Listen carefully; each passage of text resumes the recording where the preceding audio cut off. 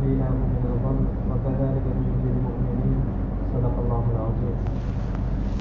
محترم بزرگ اور دوستو، پچھلی آیتوں میں اللہ تبارک و تعالیٰ نے نبیوں کے واقعات کو ذکر کیا تھا اجمالاً۔ حضرت نوح علیہ السلام اور حضرت داؤد علیہ السلام اور حضرت سلیمان علیہ السلام اور حضرت ایوب علیہ السلام کا ذکر اللہ تبارک و تعالیٰ نے پچھلی آیتوں میں کیا تھا۔ ان آیتوں میں بھی اللہ تبارک و تعالیٰ نے کچھ نبیوں کا ذکر کیا ہے۔ فرما و اسماعیل و ادریس و ذوالکفل، 3 نبیوں کا ذکر کیا کہ اسماعیل، ادریس اور ذوالکفل کل من الصابرین، کا یہ سب صبر کرنے والے تھے۔ حضرت اسماعیل علیہ السلام کو ہم سب جانتے ہیں اور واقعات کو سنتے رہتے ہیں۔ حضرت اسماعیل علیہ السلام حضرت ابراہیم علیہ السلام کے بیٹے ہیں، جو عید الاضحیٰ یعنی بقرعید جو آ رہی ہے اور جو ہم قربانی جو کرتے ہیں وہ حضرت اسماعیل علیہ السلام ہی کی یاد میں اور انہی کے واقعے کی طرف جو اللہ تبارک و تعالیٰ نے اشارہ دیا تھا، اسی وجہ سے ہم قربانی پیش کرتے ہیں۔ اور حضرت اسماعیل علیہ السلام وہ نبی ہیں جو بڑی منتوں کے بعد اور بڑی اللہ تبارک و تعالیٰ سے خوشامد کے بعد اللہ تبارک و تعالیٰ نے حضرت ابراہیم علیہ السلام کو دیے۔ اور بلکہ یوں کہا جائے کہ حضرت ابراہیم علیہ السلام کی ملت ہی نبی علیہ السلام کی ملت ہے۔ نبی علیہ السلام حضرت ابراہیم علیہ السلام ہی سے، جس کو ہم جد امجد کہتے ہیں حضرت ابراہیم علیہ السلام کو، اور اسی وجہ سے اللہ تبارک و تعالیٰ نے حضرت ابراہیم علیہ السلام کو کئی ایک امتحانات سے گزارا۔ سب سے پہلے سب خاندان کو کیا والد محترم نے چھوڑ دیا، سب نے گھر سے باہر نکال دیا۔ جب کہا کہ تم بتوں کی پوجا کرنی چھوڑ دو، ایک اللہ کو اپنا معبود مان لو، تو سب نے ساتھ چھوڑ دیا، والد نے بھی گھر سے نکال دیا تنہا۔ اس کے بعد لوگوں کو سمجھانے کے لیے جب بتوں کو توڑ دیا تو لوگوں نے آگ جلانے کا ارادہ کر لیا کہ حضرت ابراہیم علیہ السلام کو آگ میں جلائیں گے۔ ان کو پکڑ لیا گیا اور آگ میں ڈالا گیا۔ اللہ تبارک و تعالیٰ نے آگ کو گلے گلزار کر دیا۔ اس کے بعد جوانی کو پہنچے، نکاح ہوا۔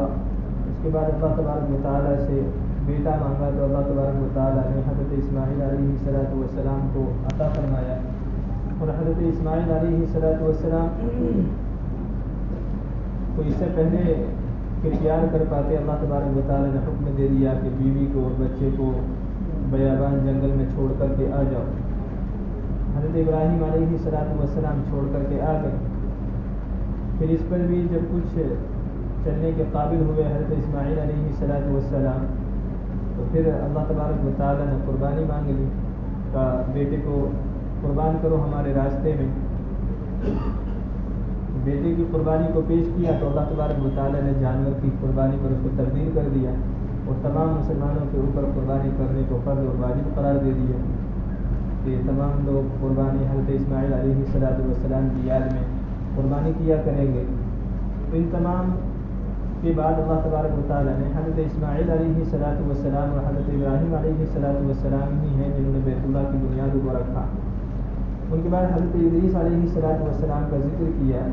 اللہ تبارک و تعالیٰ نے حضرت ادریس علیہ السلام وہ نبی ہیں جنہوں نے سب سے پہلے دنیا میں کتابت کو شروع کیا، جنہوں نے لکھنا شروع کیا اور لکھنا سکھایا لوگوں کو، حضرت ادریس علیہ السلام۔ اور دوسرے سب سے پہلے ہیں حضرت ادریس علیہ السلام جنہوں نے جہاد کو شروع کیا۔ جہاد حضرت آدم علیہ السلام سے اور حضرت ادریس علیہ السلام تک سب سے پہلے ہیں جنہوں نے جہاد کو شروع کیا، حضرت ادریس علیہ السلام۔ ان کے بعد اللہ تبارک و تعالیٰ نے ذکر کیا ہے ذوالکفل کا۔ ذوالکفل کے بارے میں یہ آتا ہے، بعض لوگ کہتے ہیں کہ نبی نہیں تھے بلکہ اللہ کے ولی تھے، اور بعض لوگ یہ کہتے ہیں کہ پہلے ولی رہے ہوں گے، پھر اللہ تبارک و تعالیٰ نے ان کے نیک اعمال کو دیکھ کر کے ان کو نبوت عطا کر دی۔ اور بعض لوگ یہ کہتے ہیں کہ 2 نبیوں کے ساتھ ان کا ذکر کیا ہے تو غالب گمان یہ ہے کہ یہ بھی نبی ہوں گے۔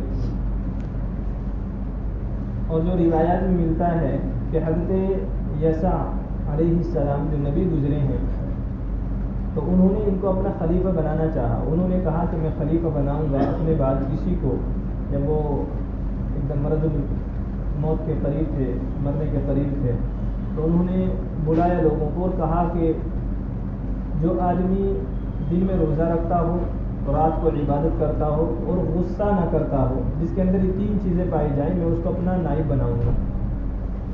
تاکہ کوئی ایسا آدمی ہو تو مجمع سے کھڑا ہو جائے، تو کوئی کھڑا نہیں ہوا۔ ایک غیر مشہور آدمی جن کو ذوالقفل کہا جاتا ہے وہ کھڑا ہوا، انہوں نے کہا کہ میرے اندر یہ 3 چیزیں ہیں کہ میں رات میں عبادت کرتا ہوں، دن میں روزہ بھی رکھتا ہوں اور غصہ بھی نہیں کرتا ہوں۔ تو حضرت یسع علیہ السلام نے ان کو کہ یہ تو ویسے ہی کہہ رہا ہوگا، اور پہلی بات تھی، شروع پہلی ملاقات تھی تو ان پر کوئی دھیان نہیں دیا اور مجلس ختم کر دی، برخاست ہو گئی۔ اس کے بعد پھر ایک موقع پر حضرت یسع علیہ السلام نے ایک مجلس میں یہی کہا کہ جس 3 چیزیں جس آدمی کے اندر ہو میں اس کو اپنا نائب مقرر کروں گا، اپنا خلیفہ بنا دوں گا۔ پھر وہی یہ ذوالقفل کھڑا ہو گیا تو حضرت یسع علیہ السلام نے ان کو اپنا نائب بنا دیا، اور پھر انہوں نے حضرت یسع علیہ السلام کی نیابت میں کام کو انجام دیا اور لوگوں کے فیصلے کیا کرتے تھے شریعت کے مطابق۔ اور حضرت امام بیہقی رحمۃ اللہ علیہ اور امام قرطبی رحمۃ اللہ علیہ نے واقعے کو بیان کیا ہے کہ کفل نام کا اللہ کے نبی صلی اللہ علیہ وسلم نے بنی اسرائیل کے ایک کفل نام کے آدمی کا ذکر کیا جو بڑا عیاش تھا، نافرمان تھا، تو اس نے پیسے لے کر کے بنی اسرائیل کی ایک عورت کو تیار کیا، بلکہ بعض جگہوں پر لکھا ہے کہ وہ ان کی چچا زاد بہن تھی جس کو تیار کیا، جس سے وہ پیار کرتا تھا اور چاہتا تھا کہ اس سے تنہائی میں ملاقات ہو جائے۔ تو پیسے دے کر کے کچھ اس کو تیار کیا، وہ آئی تو وہ گھبرائی ہوئی کانپ رہی تھی، تو اس نے کہا کہ میں نے تیرے ساتھ زبردستی تو نہیں کی، تو گھبرا رہی ہے، تو رونا شروع کر رہی ہے، کہا کہ میں نے اب سے پہلے ایسا کچھ نہیں کیا، مجھے مجبوری نے یہاں تمہارے پاس لا دیا ہے، میرے پاس مجبوری ہے، اس لیے میں تمہارے پاس تک آ گئی۔ تو اس نے توبہ کی اور اس سے کہا کہ یہ پیسے بھی تمہارے ہیں اور تم آزاد ہو، تم جا سکتی ہو۔ وہ چلی گئی۔ اللہ تبارک اتفاق یہ ہوا کہ اسی رات میں اس کا انتقال ہو گیا، اور اللہ تبارک و تعالیٰ نے ایک فرمان بھیج دیا گھر پر کہ اللہ تبارک و تعالیٰ نے کفل کی مغفرت کر دی۔ لیکن روایات بیان کرنے کے بعد راوی لکھتے ہیں کہ یہ جو قرآن میں ذکر ہے یہ ذوالقفل کا ہے اور وہ کفل نام کا تھا، کہ اس لیے وہ الگ تھا، یہ الگ ہے، کہ یہ ذوالقفل حضرت یسع علیہ السلام کا نائب بنائے ہوئے ہیں۔ تو فرمایا کل من الصابرین، کہ یہ سب کے سب صبر کرنے والے تھے۔ وَأَدْخَلْنَاهُمْ فِي رَحْمَتِنَا، اور اللہ تبارک و تعالیٰ نے فرمایا کہ ہم نے ان کو اپنی رحمت میں لے لیا، اپنی رحمت میں داخل کر لیا۔ إِنَّهُمْ مِنَ الصَّالِحِينَ، بے شک یہ نیک لوگوں میں سے تھے۔ وَذَنُّونِ، اور فرمایا کہ مچھلی والا اذ ذهب مغاضبا، جب وہ غصہ ہو کر کے چلا گیا، فَظَنَّ أَن لَّن نَّقْدِرَ عَلَيْهِ، یہ گمان کر کے کہ ہم ان کو پکڑ نہیں سکتے یا پکڑ نہیں سکیں گے، فنادا، تو پھر پکارا انہوں نے، یعنی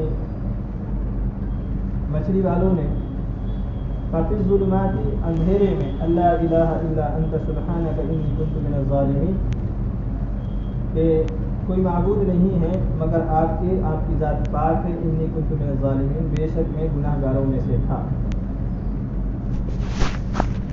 حضرت یونس علیہ السلام کا یہاں ذکر کیا مچھلی والا، کیونکہ حضرت یونس علیہ السلام کو اللہ تبارک و تعالیٰ نے موصل کے پاس، موصل کا جو علاقہ لگتا ہے اس کے پاس ایک بستی تھی نینوا نام سے، وہاں اللہ تبارک و تعالیٰ نے ان کو نبی بنا کر کے بھیجا تھا کہ وہاں جا کر کے لوگوں کو دعوت دی، تو انہوں نے لوگوں کو سمجھایا، لیکن لوگ سرکشی کرنے لگے، تو یہ ان سے ناراض ہو کر کے اس بستی کو چھوڑ کر کے چلنے لگے، اور جاتے میں یہ کہہ دیا بستی والوں سے کہ 3 دن میں تمہارے اوپر اللہ تبارک و تعالیٰ کا عذاب آئے گا۔ اور مفسرین کرام لکھتے ہیں کہ یہ جو کہا تھا کہ 3 دن میں عذاب آ جائے گا، کہ یہ اللہ تبارک و تعالیٰ کا حکم تھا، اور یہ کہہ کر کے وہ بستی چھوڑ کر کے چلے گئے۔ اب بستی والوں نے دیکھا کہ حضرت یونس علیہ السلام تو چلے گئے، اب تو عذاب آنا ہمارے اوپر لازمی اور ضروری ہو گیا ہے. تو انہوں نے کیا کیا، سب نے رونا شروع کر دیا اور اللہ تبارک و تعالیٰ سے معافی مانگنے